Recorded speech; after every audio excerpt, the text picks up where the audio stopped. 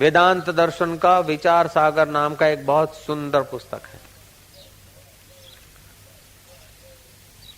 उसको अच्छी तरह से जो लोग साक्षात्कार करना चाहते वो अच्छी तरह से अगर समझ लेते न तो उन्हें वेदांत की भाषा या वेदांत का तत्व ज्ञान जल्दी पच जाता है।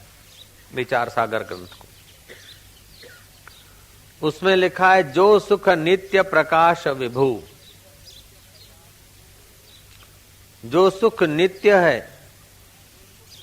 प्रकाश स्वरूप है, विभू माना व्यापक है, नाम रूप आधार, मति न लखे जो मति लखे, सो में शुद्ध अपार। नाम और रूप जिसके आधार से टिकते हैं, मति नहीं देख सकती, लेकिन जो मति को देखता है का बेड़ा पार हो गया। तो सनकादि ऋषियों ने ब्रह्मा जी को प्रश्न पूछा और हंसावतार में भगवान ने आकर ब्रह्म विद्या का उपदेश दिया। उससे हंस गीता का प्रागट्य हुआ।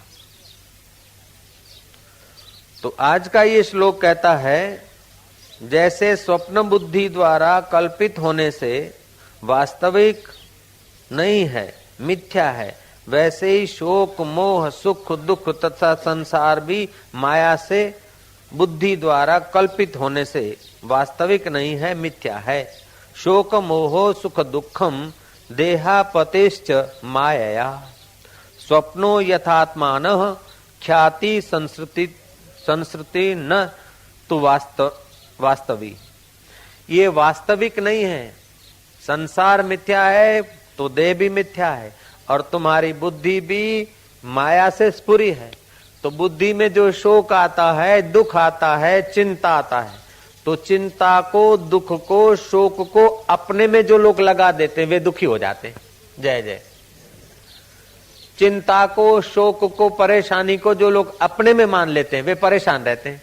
लेकिन जब चिंता आए, शोक आए या हर्ष आए तो समझ लेना चाहिए कि आने जाने वाली चीज है। लाइफ में वेदांत तो होना चाहिए, लेकिन वेदांत को स्वीकार करने के लिए तैयारी भी तो होनी चाहिए।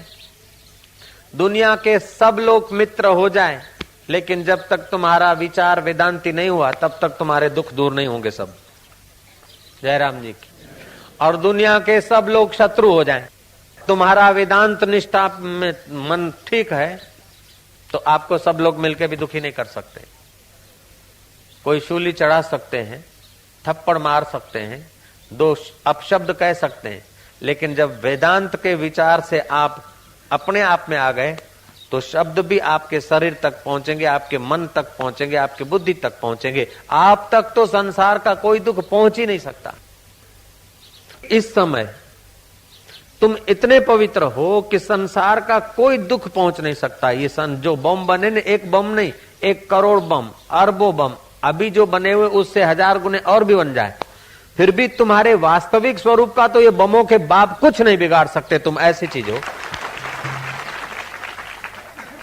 लेकिन जब तुम देह को मैं माना तो ये बम नहीं गिरते, तभी भी विचारों का किसी का छोटा सा बम भी तुम्हारे चित्त में भड़ाके पैदा कर देगा।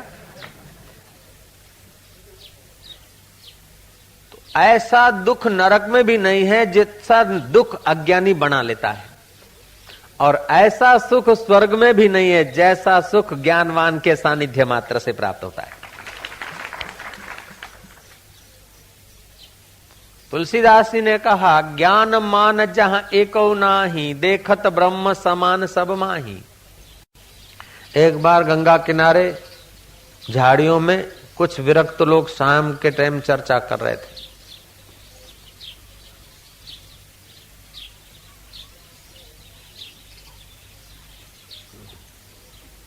कि अंतरंग साधना किसको कहा जाता है और बहिरंग साधना किसको कहा जाता है।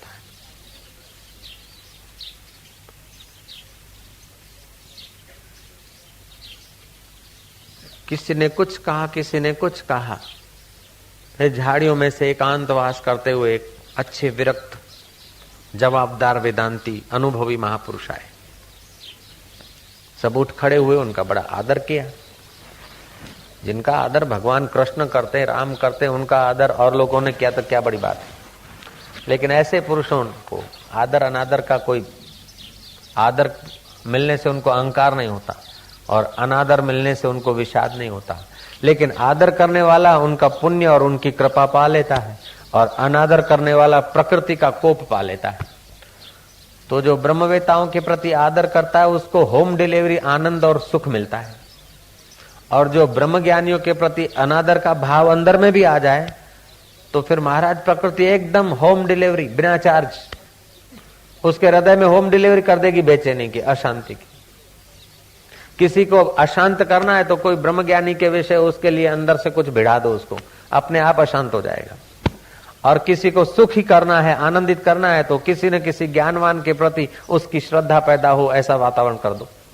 जिस समय हम ब्रह्मवेताओं के प्रति, ब्रह्म परमात्मा के प्रति, ब्रह्मवेताओं के प्रति अपने हृदय में थोड़ा भी कुविचार करते हैं या हेय विचार करते हैं, उस समय बेचैनी चालू हो जाती है।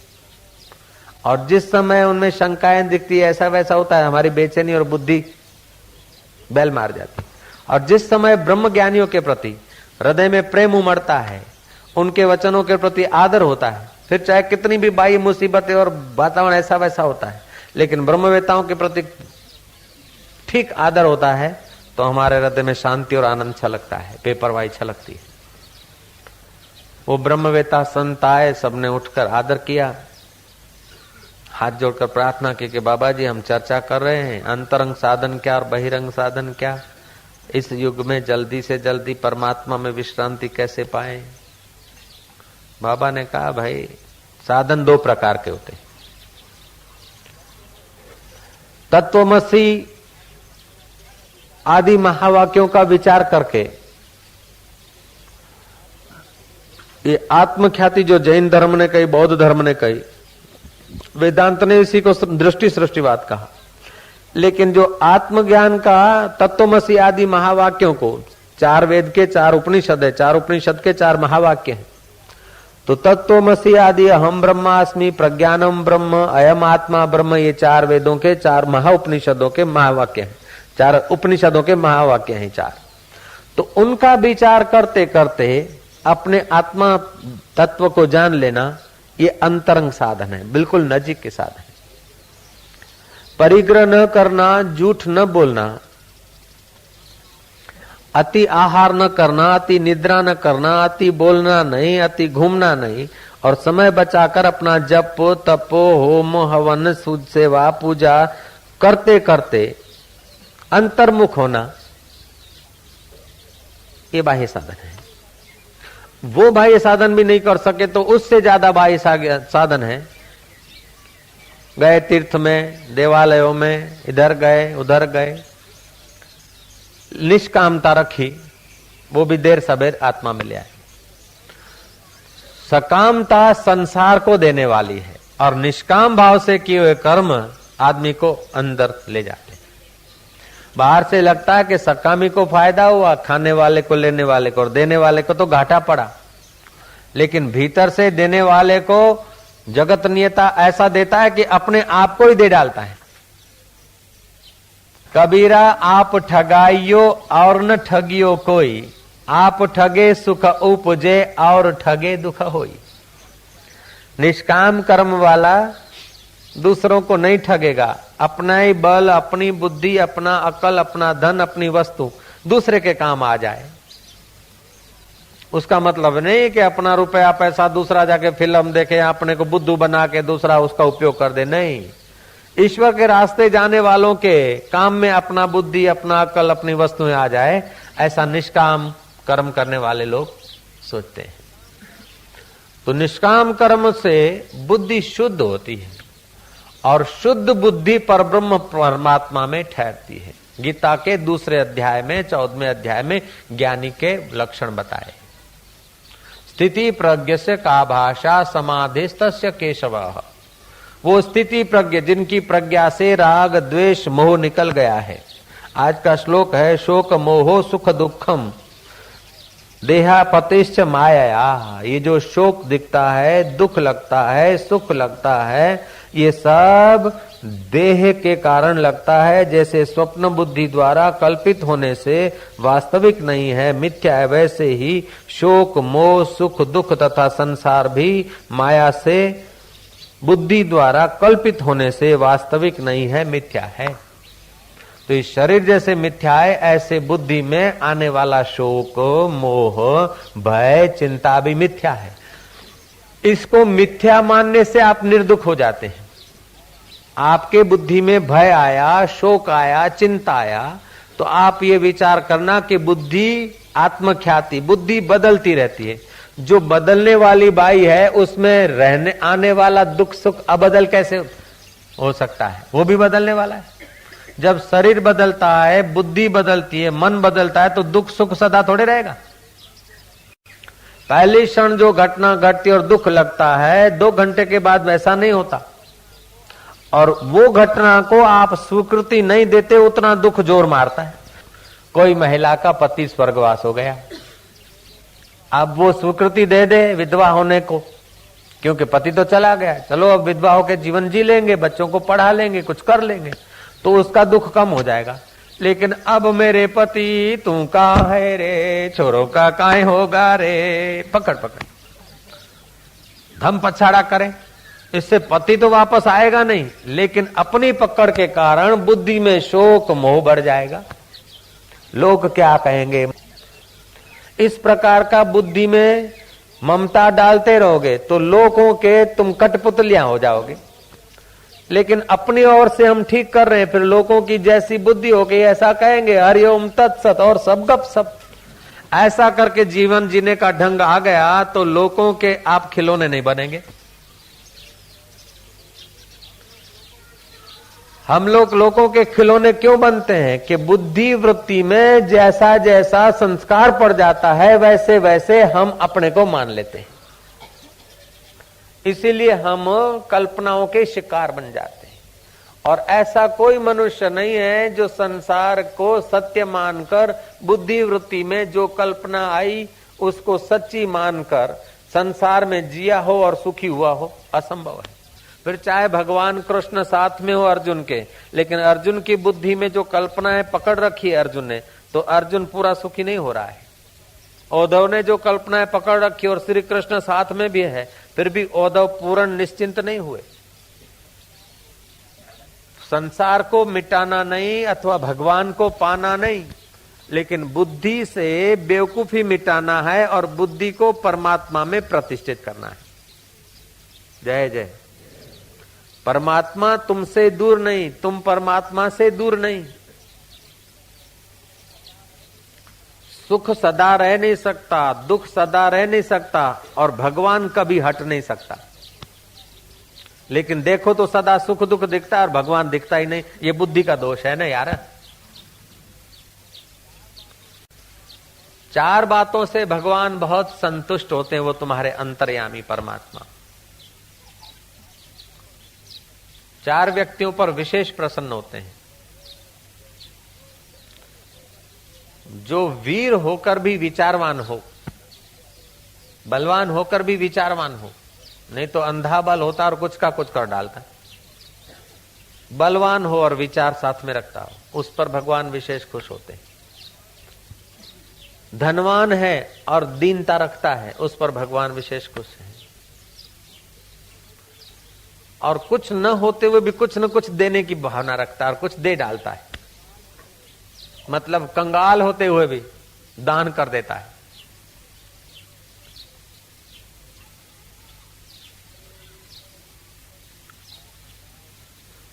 और महाराज त्यागी होते हुए भी त्यागी होने का अभिमान नहीं करता है, उस पर भगवान विशेष प्रसन्न होते हैं। क्योंकि त्याग भी बुद्धिवृत्ति का काम है, दान भी बुद्धिवृत्ति का काम है, वीरता भी बुद्धिवृत्ति का काम है। तो ये सब होते हुए भी जो इनको बुद्धिवृत्ति का खेल समझता है, वो अपने में आरोपित नहीं करता कर्मों को, वो आत्मज्ञान को जल्दी पा लेता है। आज की कथा अगर आप बार बार विचारें तो हजारों हजारों कथाओं का फल इसी कथा से मिल जाएगा। वेदांत विचार की कथा ऐसी है कि महाराज ठाक उतार दे जन्म जन्म का। तो शोक मोहो सुखम दुखम देह पतेश्च माया, शोक, मोह, दुख और सुख, ये देह और इंद्रिय मन के साथ जो मिलकर जो भी कुछ होता है वो सब माया है। ऐसा समझकर माया को माया समझा। रस्सी को तुमने रस्सी जाना तो सांप गायब हो जाएगा, मरुभूमि को तुमने मरुभूमि जाना तो पानी गायब हो जाएगा, ठूंठे को तुमने ठूंठा जाना तो चोर गायब हो जाएगा।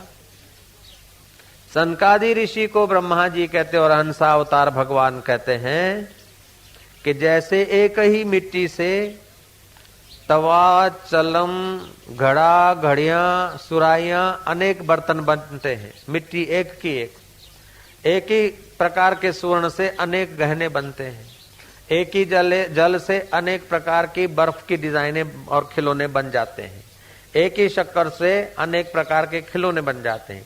ऐसे ही एक ही प्रकार के उस सच्चिदानंद चैतन्य परमात्मा में तुम्हारी बुद्धि अनेक कल्पनाएं कर लेती है।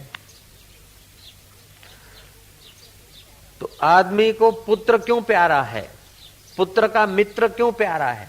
कि पुत्र के नाते पुत्र का मित्र प्यारा है, पुत्र के मित्र से पुत्र प्यारा है, और पुत्र से भी अपना शरीर प्यारा है, और शरीर से भी अपनी इंद्रियां प्यारी है, और अपनी बाहिर इंद्रियों से भी अंतर इंद्रियां प्यारी है।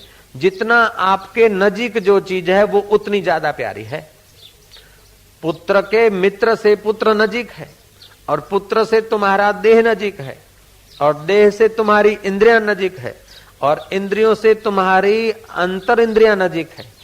और इसलिए तो तुम्हारे सिर पर कोई चोट करता है तो तुम तुरंत हाथ की बलि दे देते हो, लेकिन सिर को बचा देते हो, क्योंकि मनोवृत्ति, बुद्धि वृत्ति यही रहती है। कि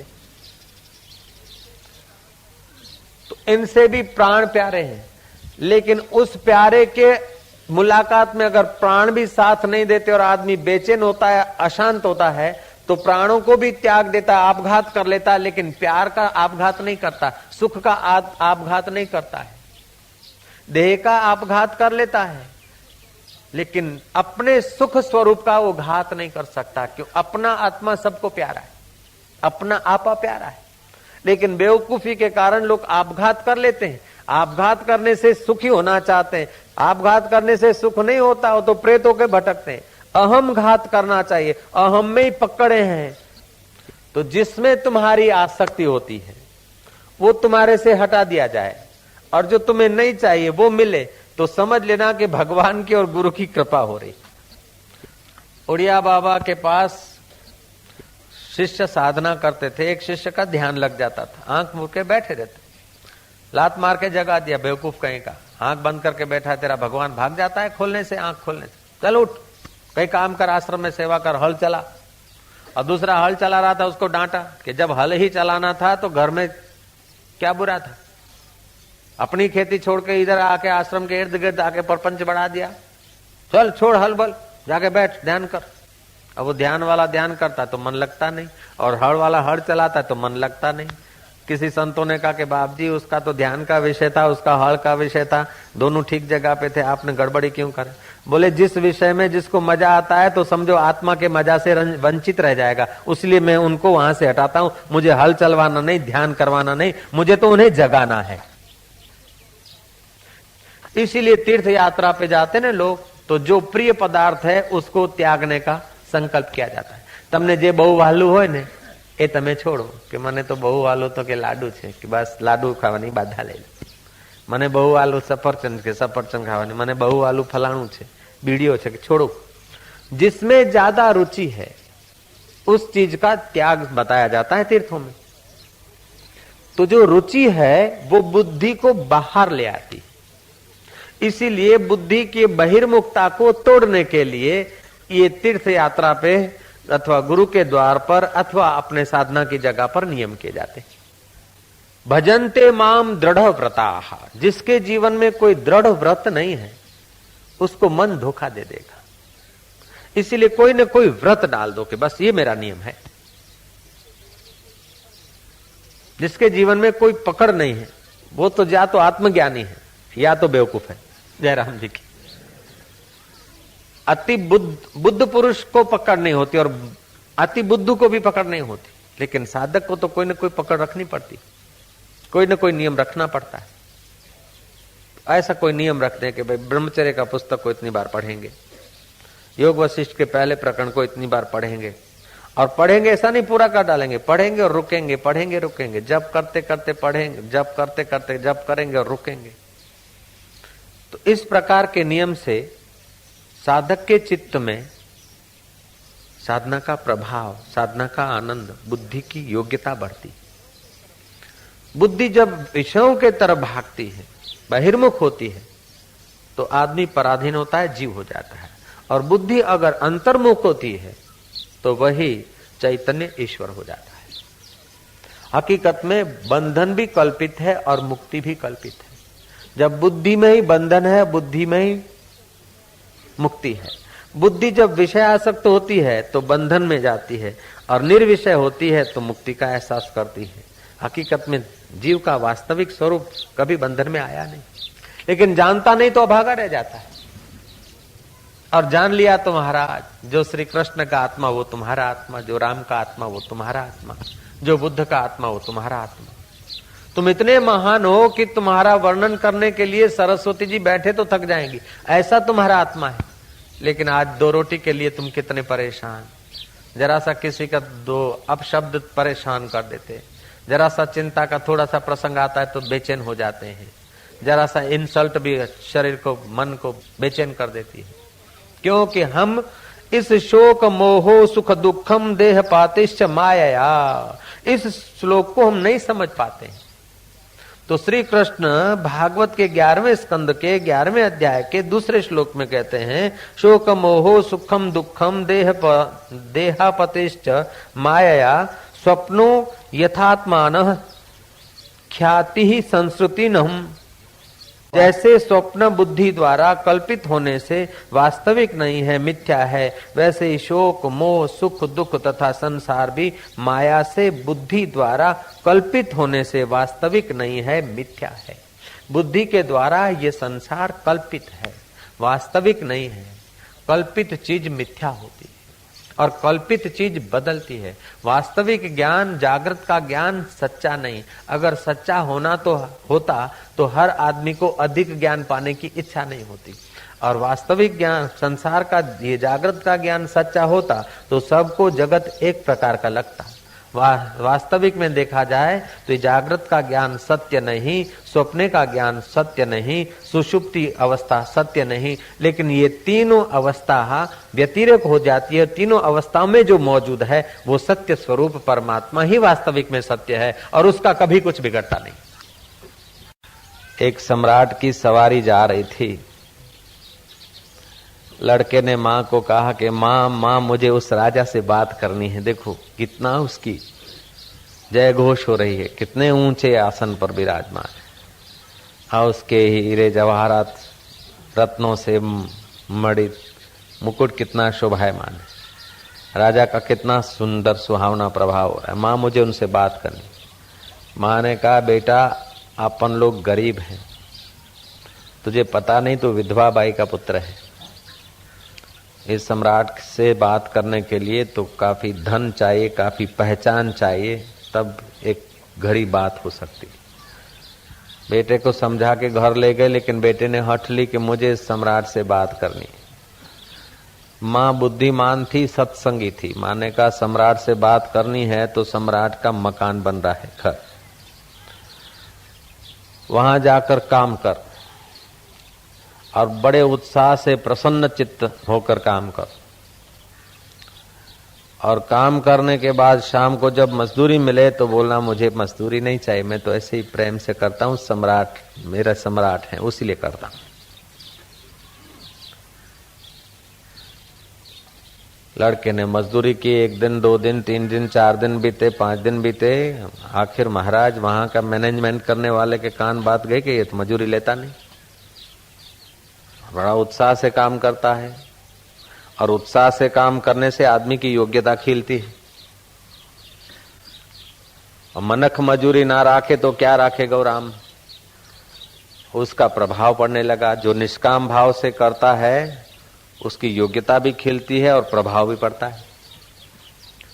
महाराज धीरे धीरे वो राज दरबार में बात पहुंची वजीर तक एक लड़का है, बड़ा उत्साह से काम करता, लेकिन महीनों भर हो गए मजूरी नहीं लेता। हर 3 दिन में मजूरी चुकाते और हर 3 दिन में उसको पूछते, लेकिन बोलता है मुझे मेरी माँ ने मना किया, बदला लिए बिना काम किए जा, ऐसा मेरी माँ का उपदेश। राजा के कान बात आई। राजा ने बुला के पूछा, रे बच्चे, काम करता है पैसे क्यों नहीं लेता? बोले मेरी माँ ने मना किया है कि स्वार्थ त्याग करके ही काम करना ये परमात्मा से मिला देता है, राजा से मिला देता। तो राजन, 1 महीने के अंदर ही आपसे तो उसने मिला ही दिया है। राजा ने देखा ऐसे लड़के को मजदूरी करने रखना ये उचित नहीं है, तू मेरी अंगत सेवा करेगा? बोले जरूर, मेरा अहोभाग्य। अंगत सेवा करते करते कभी कोई प्रश्न होता, कभी उत्तर होता, ऐसे करते करते उस बच्चे की थोड़ी बुद्धि का भी विकास हुआ। बड़ों के साथ रहते रहते बड़पन भी आने लगा भीतर। रानी के आगे राजा ने बखान की कि लड़का महीनों के महीने हो गए और कभी खिन्न नहीं हुआ, खिन्न नहीं रहा, कभी फरियाद नहीं की। जो मंजिल चलते हैं वे शिकवा नहीं किया करते, और जो शिकवा किया करते वे अभागे पहुंचा नहीं करते। तो महाराज रानी को कहा कि उस पवित्र हृदय बच्चे को अगर तुम चाहो तो अंतःपुर में रखो। अंतःपुर में बच्चे को रहने को मिला। और रानी का हृदय तो मातृवत था। लड़का बड़े उत्साह से सेवा कर देता था। और महीना बीता, 15 दिन बीते, महीना बीता, 2 महीना बीता, लेकिन लेने की बात नहीं। तो धीरे धीरे तिजोरियां की चाबियां उनको दे दी। विश्वास हो गया जो त्यागी है उसको तिजोरियां की चाबी मिलती। उनको संतान नहीं था। पति पत्नी ने बात करा कि ऐसा बुद्धिमान और कोई भोग वासना अथवा अहंकार की गंध नहीं आती, ऐसा पवित्र लड़का मिला है, इसको क्यों न दत्तक ले ले। दोनों ने मिलकर बच्चे से पूछा कि तू हमारा बेटा हो जाएगा? बोले आप ही का बेटा हूं, मुझे कोई नाराजी नहीं है, मैं तो अपना भाग्य समझूंगा। महाराज लड़के को अपना दत्तक बेटा स्वीकार कर लिया। उत्सव किया गया। राज में सवारी निकली तो राजा के साथ राजकुमार होकर निकला।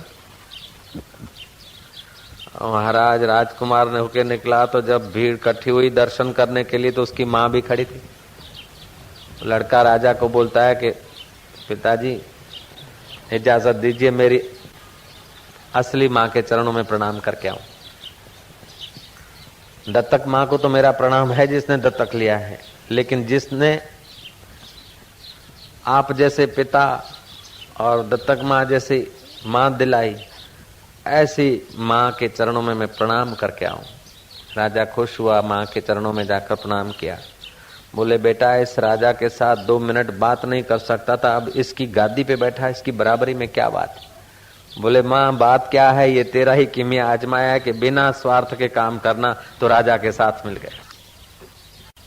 माँ ने कहा बेटा, ये तो मैंने निस्वार्थ काम करने से राजा के साथ मिला है, लेकिन राजाओं को भी पल भर में उठा और बिठा दे, ऐसे राजाओं का राजा जो परब्रह्म परमात्मा है उसके साथ भी ये निष्कामता मिला देती थी। तो सच्चा सुख कहाँ है इसका पता नहीं, और साधन गलत है उसलिए आदमी दुखी रहता है। नहीं तो जो आदमी जहां है वहां अगर उत्साह से अपना कर्तव्य कर्म करे और बदला तुच्छ बदला न चाहे, आजीविका जो मिलती है ठीक है, यश बड़ाई वाहवाही न चाहे और सेवा करता जाए, तो उसका अंतःकरण शुद्ध होकर उन राजाओं के साथ बैठना तो कोई बड़ी बात नहीं है, लेकिन उन राजाओं पर मीठी निगाह डाल दो तो राजाओं भी निहाल हो जाए, ऐसे परमात्मा के साथ बैठने का अधिकार मानव मात्र का है।